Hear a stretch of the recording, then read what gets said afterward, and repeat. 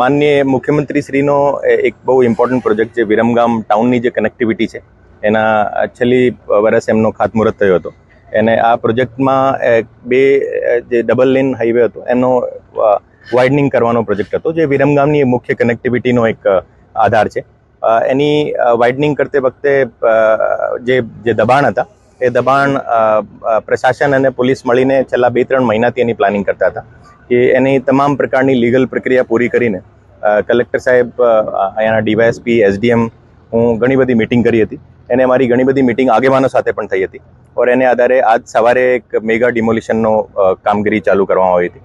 આ ડિમોલિશનમાં લગભગ 500થી વધારે પોલીસવાળા, એમાં 2 એસઆરપીની કંપનીઝ અને અમારી એલસીબી, એસઓજી, અહીંયાના ડીવાયએસપી, અહીંયાના તમામ જિલ્લાના જુદા જુદા પોલીસ સ્ટેશન્સના પીઆઈ અહીંયા હાજર હતા. એને આખી ડિમોલિશનની પ્રક્રિયા ખૂબ જ શાંતિપ્રિય રીતે પૂરી થઈ છે. ઓર